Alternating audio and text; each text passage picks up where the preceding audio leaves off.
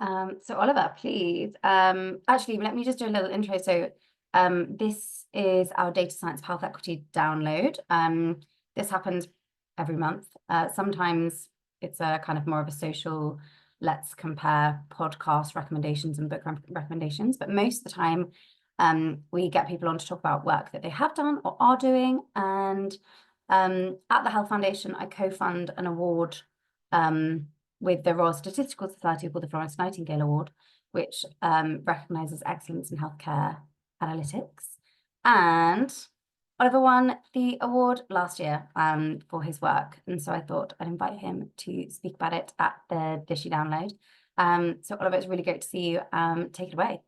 Great. I'm just going to share my screen then.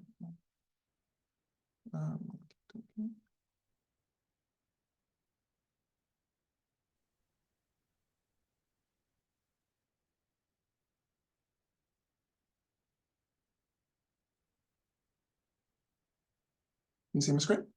Yep. Brilliant. Thank you for the introduction. I'm Oliver Hugh, and this is fetal growth velocity standards improving risk assessment in pregnancy. So I'm a senior statistician from the Perinatal Institute, and the Perinatal Institute is a not-for-profit with a mission to enhance quality and safety of maternal and perinatal care. We were formerly part of the NHS West Midlands, but since 2013, we became an independent, not-for-profit social enterprise. We're multiple professional. We're made up of clinicians, midwives or obstetricians like Jason, software developers, IT infrastructure engineers, and statisticians like myself. We provide training and software to NHS trusts across the UK. That training is through a programme called the Growth Assessment Protocol, nicknamed GAP. The background of GAP is that the UK stillbirth rates were amongst the worst in Western Europe, and they had not changed for the last 10 to 20 years. See from this chart here that the stillbirth rates as reported by the ONS were fairly static. And it was fairly topical at the time of the news that stillbirth rates were too high. We were finding that most stillbirth were designated as unexplained, but the majority of them were actually had a condition called fetal growth restriction.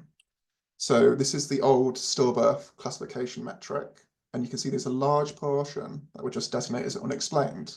A big problem with this is that when a stillbirth is unexplained, you can't learn lessons from it, which or put in measures to prevent it, because you don't know the mechanisms. With the new classification, RECODE, it designated a large portion of these as having the condition fetal growth restriction.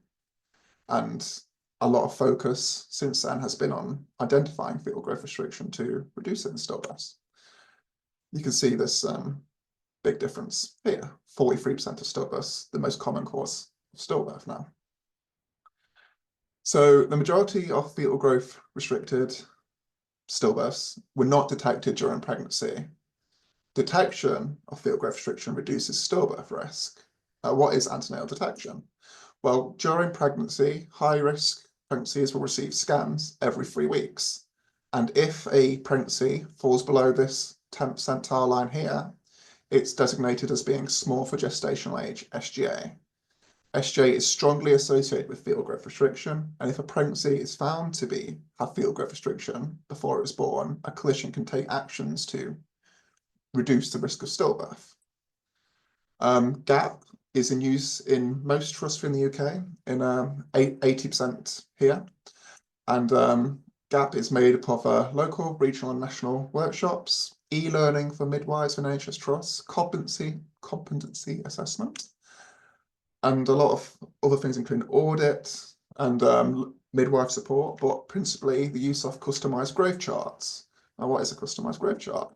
Well, the general concept of customised growth chart is that they are lines that are adjusted for height, weight, parity, the number of previous pregnancies, and ethnic origin. The concept is that what might be small for this mother might be normal for this smaller mother. So you can see here, this woman had a scan that was at 2,500 grams. This was below the 10th percentile here, But for this smaller woman, it was normal. And this is what makes it customized. The lines change. In the 20% of trusts that don't use GAP, they use the same lines for everyone, essentially. So since 2012, stillbirth rates had started to decline. This coincided with the introduction of GAP in UK NHS Trust, but association isn't necessarily done research. So we went to the Office for National Statistics and used their pregnancy database to look at individual trusts and pregnancy database. And we performed a study where we classified trusts according to their data, which was when we did the study, the latest available in 2017. We classified trusts into 3 groups: those that were using the GAP program, those that partially used the GAP program, that is, say, using the charts but not using the birth audit, which is a key part of GAP, and those trusts that weren't using GAP at all at the time. We found in our ONS study that all trusts had a reduction in stillbirth rates, but the greatest reduction was in those that had used GAP completely, and an even greater reduction was found in those that had the highest fetal growth restriction detection rates.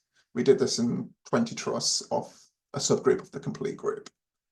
So what does this have to do with velocity? Well, since 2019, there's been an increased emphasis on growth velocity rather than just fetal size. And that's not frozen. To see why, we looked at the stillbirths that we collected in our software. And this is okay, here we go. We looked at the number of stillbirths in each centile band. This is just a 37-week point, which is the standard classification between term and preterm period. If you do just look at this chart, you can see in the preterm period, there are many more stillbirths that are below the 3rd centile line than at the term period. This is more striking if you look at it in a histogram. So we grouped this into those that were less than the 3rd, between the 3rd and 10th lines, between the 10th and 50th lines, between the 50th and 90th lines, 90th to 97th, and greater than 97th. In the preterm period, you can see that most stillbirths were less than the 3rd centile. But if we looked at the term period, this period here, we saw that there were many more between the 10th and 50th centile, and not so many less than the 3rd centile. So these stillbirths were relatively small, but they weren't actually below the 10th centile line, so they were being missed by the conventional size assessment. So our challenge was to recognise these stillbirths that had slow growth during pregnancy because they're relatively small, but they were not reaching that less than 10th centile point. So to do this, we created a slow growth measure. We did this research on a database of over 100,000 pregnancies, which underwent at least 2 ultrasound scans and calculated their estimated fetal weight. For each pair of sequential scans, we projected forward the first weight to the gestation of second scan. I'll show you this now. So this is a scan at a certain point in pregnancy. So say if the woman has a scan here, we project forward what the measurement is here following the same centile rank. And this is what the expected weight would be at this point of second scan. So using that expected weight and comparing it to the actual measurements, you can calculate percent weight difference. So if the actual measurement was 3,015 grams, it will just be a minus 10% growth difference. We then defined what would be upper and lower limits to define accelerated and slow growth using partial receiver operator curve analysis, fixing for a 10% false positive rate when detecting SG at birth as an outcome. We used 1,000-fold bootstrapping to account for all the different gestation ranges. This is because pregnancies don't typically just have 2 scans. They could have, on average, I think 4.5 scans per pregnancy. The average was in this data set. So after this, and after running the partial receiver operator curve, we have a range for each measurement like this, and we call it the projected optimal weight range. So if a measurement at this point fell below this projected optimal weight range, we'll classify it as having slow growth. And if it came above it, we would classify it as having accelerated growth. In our paper, on the same 100,000, we defined what the cutoffs would be by interval between scans. We found that if there was a shorter interval between scans, there was more likely to be error, and this was accounted for by giving a cutoff per interval between scans. We did a similar thing for accelerated growth. So what about association with outcome? Well, if a measurement occurred and it was in between this range, we found with the outcomes in our data set, which were stillbirth, APGAR score, which is a measure of status of baby at birth, neonatal care unit admission, or neonatal death, we found for those with normal growth that it was protective of this outcome. For those with slow growth, they were positively statistically associated with stillbirth, APGAR, NICU admission, and neonatal death, as well as being SGA at birth, as you would expect. And then for those that had accelerated growth, these outcomes aren't necessarily associated with being large, but our one large outcome, LJ at birth, was positively associated with. So in summary, the projected optimal weight range is gestational age specific. It varies by measurement interval. It's limited to a 10% false positive rate, and it's predictive of perinatal outcome. But the question is, what benefit is velocity in addition to fetal size? I've only showed you association now, so I'm going to show you what we did in our paper. So first of all, we looked at the last 2 scans of all our 100,000 pregnancies. We saw that in 11.7% of them, they had slow growth from these last 2 scans, and in 9.4% of them, they were small for gestational age, which is being less than the 10th percentile at last scan. We looked at the overlap, so those pregnancies that had slow growth, you can see a small slow growth there, and were below the 10th percentile line at last measurement.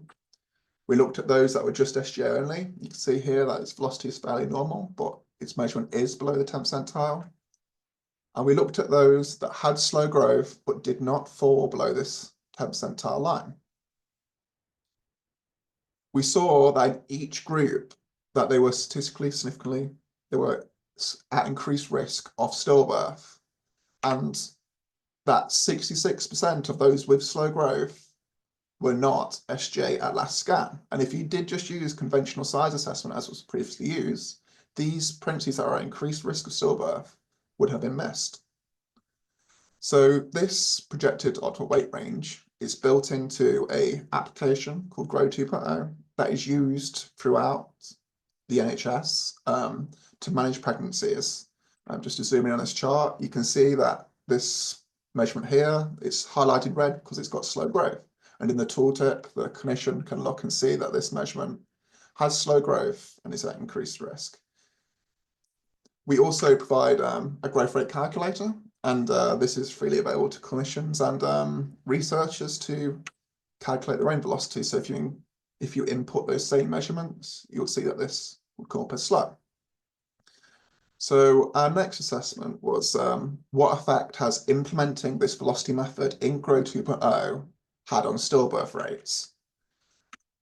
Well, we have a full year of data of Grow 2.0 now, so we looked at the first 44 NHS trusts that implemented Grow 2.0. And we compared these same trusts between 2020 and 2022 when printed charts were used, and so they had no formal method of velocity assessment. So from 2020 to 2022, there was over 400,000 pregnancies with over 1,000 stillbirths, which makes a stillbirth rate of 4.06 per 1,000. If you then look to 2024, there's proportionally, as it's 1 year, there's 150,000 births, and the stillbirth rate has reduced. And the relative risk of this is 0.77, which makes a 23% reduction in stillbirth rates. When you look at this reduction closer, you can see that most of this reduction happened at term, where slow growth is more likely to affect. So in conclusion, electronic growth chart functionality with auto plotting assessment of growth velocity and prompts for review support, clinical awareness and decision making. Recognition of slow growth is an important factor contributing to stillbirth prevention. And a lot of this research, as previously mentioned, won the Florence Nightingale Award for excellence in healthcare data analytics. Thank you for listening. Yeah, and feel free to answer any questions. Thank you so much, Oliver. I just think it's this project and this piece of work that you have put together is